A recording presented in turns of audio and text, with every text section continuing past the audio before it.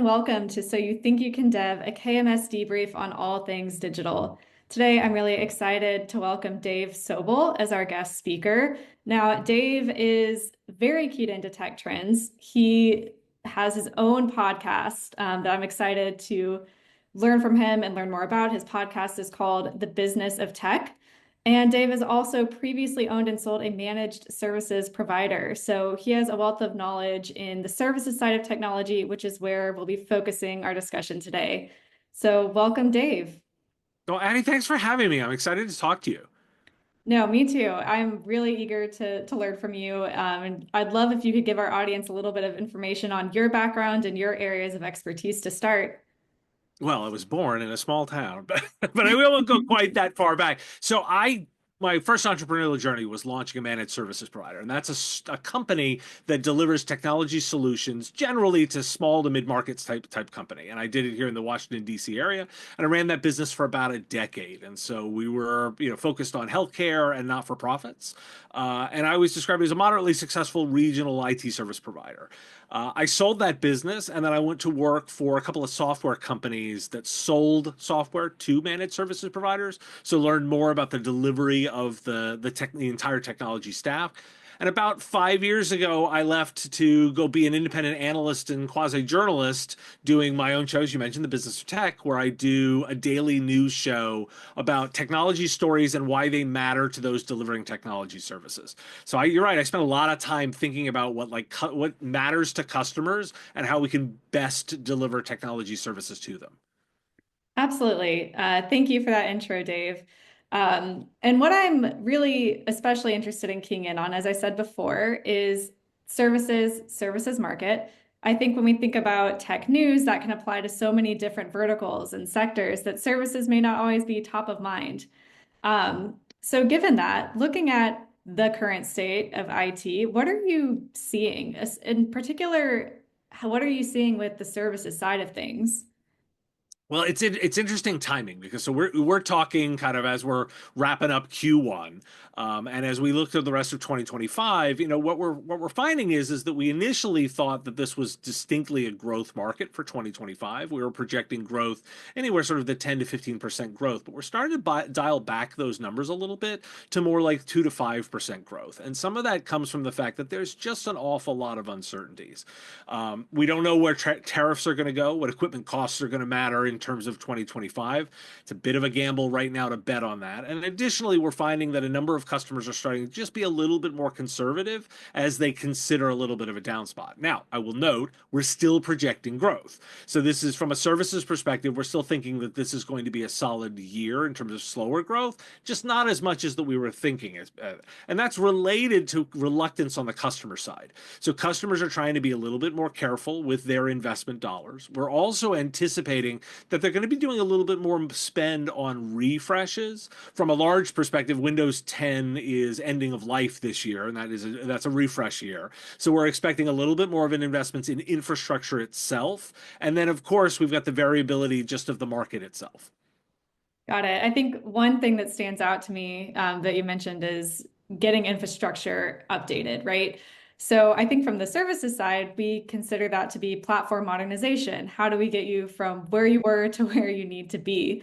Windows 10 is a big one, but I think in general, a lot of organizations are going to be looking at getting support there because there's so much new technology that's shown up on the market. How do you think that things like emerging tech, AI, data engineering, are those also going to be growth verticals? It seems to me that they would be. So it definitely is, but I think what's interesting, particularly when we talk about AI, because we can never get through a conversation without jumping right to it, Mhm. is there's actually a number of steps that are hidden in that data management that you mentioned that are really important. What I'm finding that's happening in the ground when I look both at the data and talk to providers is that the customers that are most successful with those kinds of transformations are the ones that have been spending some time either up to this point or now investing in the ability to do good data management. They're making sure that they have Mhm. a handle on what data they have, how it's managed, what the access controls are around it, and thus are in a good position to be able to leverage technologies like AI. One of the things that you find is you can't necessarily bolt a large language model on top of just any old data because Mhm. then it'll just start giving it away to everybody. And you don't necessarily want that in an organization. You want to make sure that access control is managed, that you're not putting highly sensitive data into it, that you're actually quite thoughtful about that. And companies that have done a good job on the management there are the ones that are starting to pull ahead in terms of success. Yeah, and I think that that's another thing that should be top of mind, right? Is how do we set up the foundation for these new technologies? No matter what happens in AI, you're still going to need data to support that. Um, Exactly. and I think, Dave, one of the questions that I would imagine I would have if I was in a software or SaaS company's shoes is, okay, we need to scale up, we need to modernize. We're seeing growth in these areas. Why not just do this internally? What's driving demand for service providers for these software companies? Well, expertise is really a problem. The number one thing that I really find is how difficult it is to hire. Mhm. We have we have relatively low unemployment. We have even more low unemployment in the tech field. So finding talent is really difficult. One of the things that most internal organizations find is that they really do struggle to find talent. And when you bring it in, how can you keep the talent trained, up to date, engaged, working on interesting projects? In fact, that's one of the benefits of those companies that do outsourcing, that deliver that, is they can offer their staff diversity of projects, different Mhm. kinds of customers, different kinds of work. They can make sure it's much more stable from the fact that they are working with lots of different multiple customers, as opposed to internal IT that oftentimes have to keep those people trained, engaged, give them a career path that is much harder to do. Now, there are certain areas where you want to balance, and oftentimes we Mhm. find that the best outsourcing relationships are kind of a co-managed solution where some resources are internal and other resources are augmented by the external staff. We find that organizations that do that tend to be the most successful, but it's a real challenge. Like keeping Mhm. people is the number one piece of this. We always focus on the tech, but ultimately this is all delivered by people and you've still got to do it, despite what everyone says about AI. I'd love to dive into that a little bit more. So you're saying having an outsourced or outside team support an internal team is one of the most effective ways to leverage services and create supposedly more successful software, right? A Um, 100%, because you can bring in the talent that you need for particular projects. And you're exactly right to highlight, like it's that co-mingling of the two that allows you to have internal expertise that knows the business, that can then help relay that information through technical means and talks tech. But then you can augment with sort of the outside ninjas that come in to really deliver the high value stuff that may not be able to be, managed internally. I like the phrase ninjas. I think that's pretty evocative, right? You have agile teams coming in and supporting in ways that you may not have the resources to do. So they are kind of like ninjas, popping up in the corners and holding up the rafters.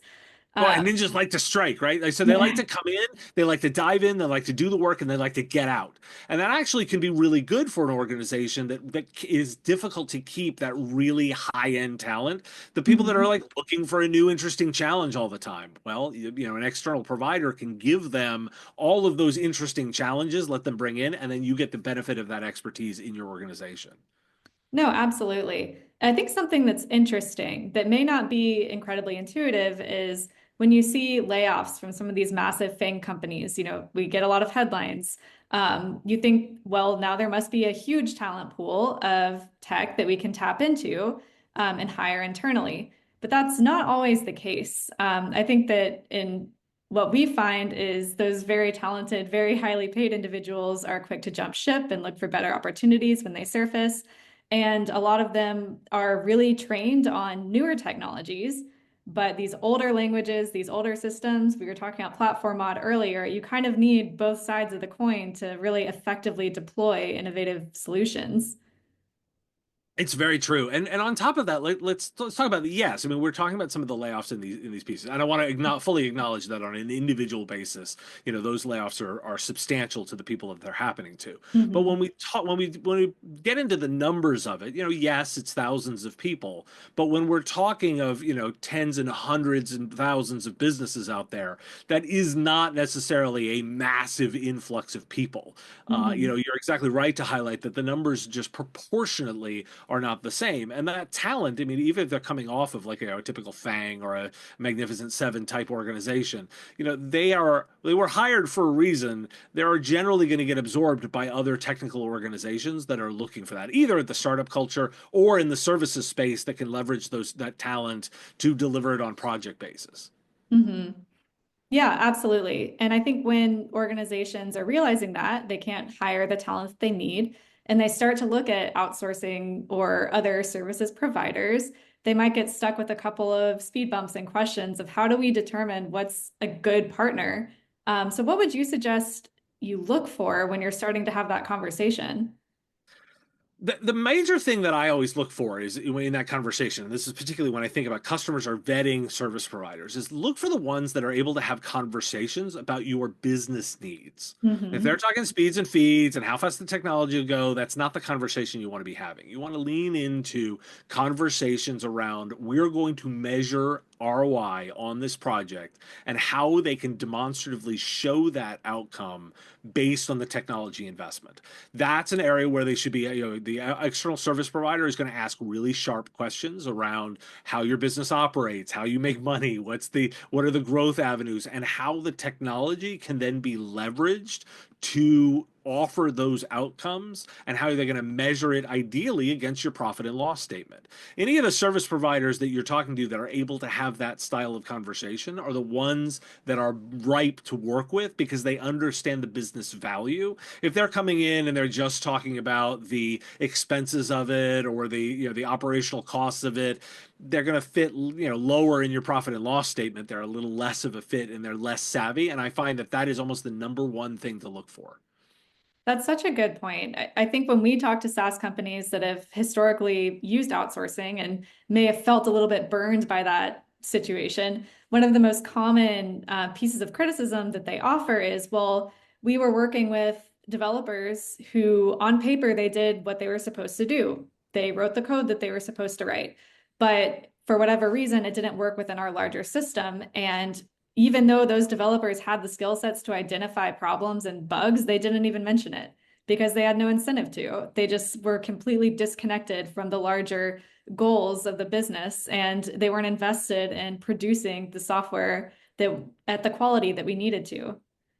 100%, and that's very much those are the you can find that out by the early conversations. The early conversations where you're having a where the tech provider, the outsource provider is having questions about your business operations and how you measure success. Those are the ones to look for. Yeah, absolutely. I think another thing that would be important to touch on, and this is part of the larger conversation that we're having about platform modernization and LLMs, is security, right? With these new technologies coming into play, maybe some service providers are even leveraging generative AI in their coding and in their solutions. So, how do you, as a SaaS company or a software company, ensure that those outsourcing partners are maintaining security standards? It's a great question because nobody likes spending money on security. Let's just sort of acknowledge that through the entire chain. End customer consumers don't like spending money on it. Developers don't like to spend money on it. But if you ignore it, you do it at your own peril because, even if we just measure it from a raw downtime, ransom time, it can be very expensive to have an incident, even if the incident itself is the only expense. So what I often recommend here is that you need to make sure that the security conversation is something that is happening not as an add-on, but as part of the way they do it. If it is not baked into the process from the beginning, there's going to be problems down the road.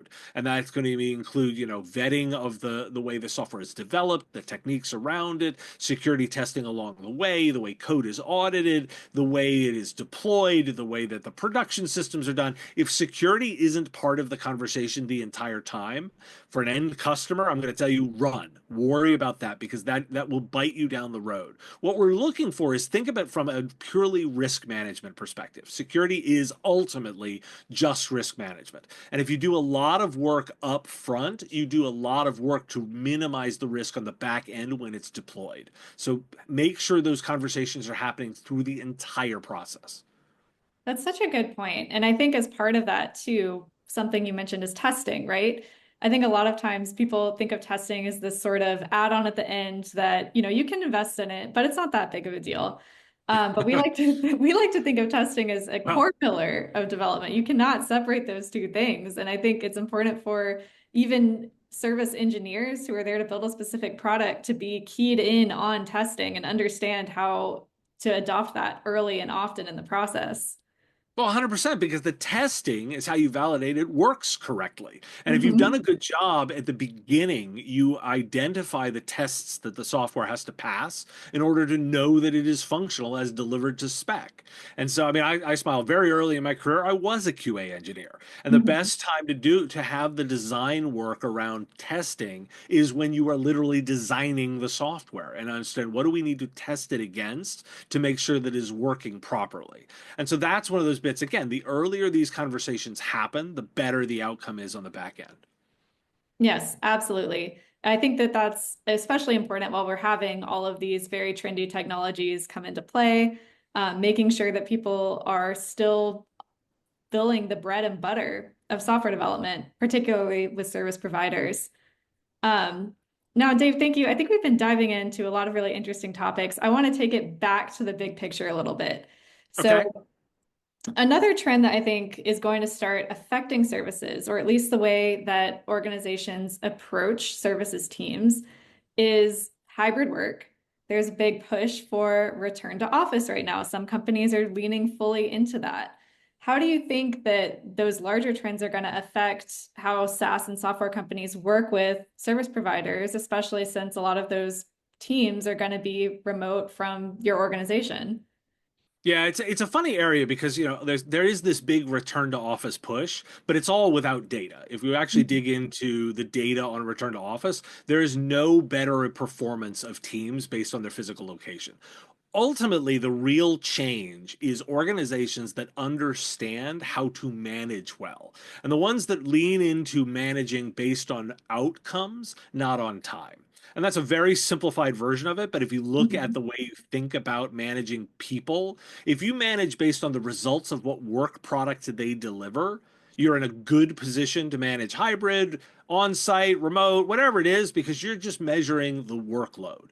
But if your organization is very focused on time management or on on all the elements of logistics of how people are doing it, you're less focused on the outcome. You're definitely not set up well. And the way I think that this plays out is those organizations that are very focused on work and measuring what the outcome is ultimately are really good at interfacing with software design because they also are measuring their software based on the outcomes. You get our earlier conversation about measuring business outcomes. When the org itself is really good at measuring outcomes, it's really good at measuring that on that side. And I find that for me, my advice most of the time to these organizations is make sure you're leaning into good management to make sure that you invested in the management style of your managers so that they know how to measure work product. No, absolutely. And I think this goes back to this larger theme of outcomes-based management for Hmm? software development and services. When you're talking to services providers, look at the outcomes, look at what they can connect back to your business value and ROI. And if you're working with a service provider, even if your internal team is back to office, then maintain the infrastructure you've already built to measure their performance. Hmm. Understand things in terms of the value being delivered, not just in terms of time or time in chair. Right. And what's funny is so we both said something about measuring ROI, and we almost do it like it's a throwaway. Let me observe that's really hard to do. Like I don't I want to observe, that for particularly for customers to know this is a hard process to do. When you work with organizations that are good at it, you will see how much harder it is to do it well. And that's where like many people talk in those terms, but are not actually good at tying that back to actual measurable business outcomes. And how would you advise someone who does want to get a better handle on ROI? Do you have best practices for approaching that in software development? I find that it is best done when it is tied specifically to profit and loss statements. Those Mhm. organizations that can talk about how we are going to measure increase in revenue, increase in say, top line revenue, growth in revenue, those are the number one ways to measure that is those organizations that can talk specifically to the way that it drives there. It's still good if they're able to talk about impacting cost of goods sold. The ability to manage the cost themselves. It's less optimal when they're only talking about adjusting administrative costs. But the more savvy the organization is about linking directly to a profit and loss statement, the better they are at measuring outcomes. Got it. I think that's a really, really good advice to aspire to, right? At the end of the day, everything's going to tie down to how well you're doing financially in terms of performance. So establishing that connection early with the work that you're doing is a really easy way to report and an easy way to report that up the chain, right, to the board in terms Yep. that they can understand. And I mean, it's funny because I've talked to solution providers that deliver in this space, and they'll come to me with claims of, we'll find 30% cost reduction. It's like, well, Mm. that's a really measurable outcome.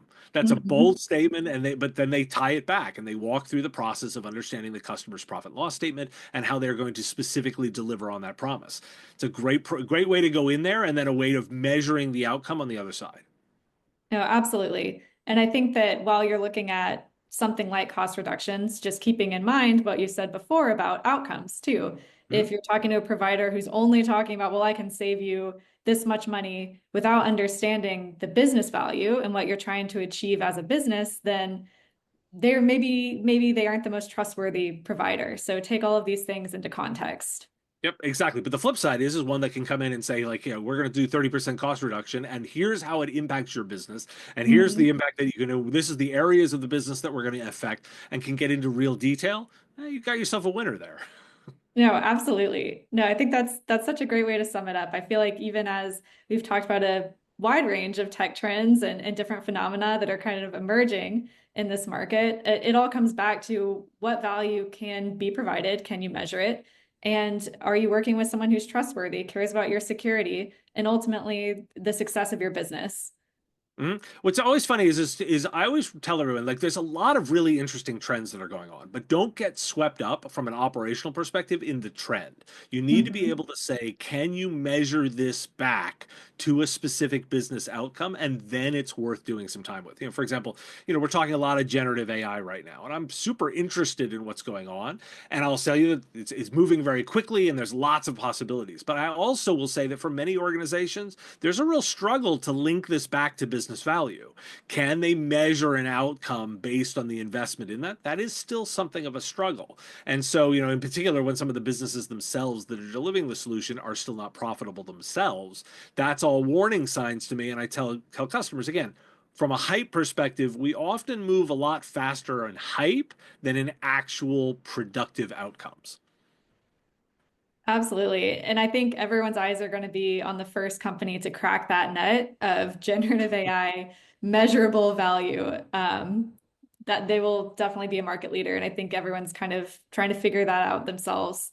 Or it may happen in really small ways. One of the things that Mhm. I think may be really interesting is we may find that the generative AI technology market itself becomes a lot less valuable. And then there's it's a technology that gets baked into the hyperscalers themselves. And then Mhm. we find that what the real unlock is in smaller uses of the intelligence because it's much cheaper to use. That's one way this might all play out. And so it may not be one big victor that we're looking for, but instead a lot of small victories and a lot of, small, medium-sized mid-market businesses. No, absolutely. And Dave, I would love to have an entire conversation on generative AI, but unfortunately, we are hitting the top of the hour. Is there anything that you would like to leave as a quick takeaway for our visitors on software services, state of the market, anything that would help them better capture and connect that business value?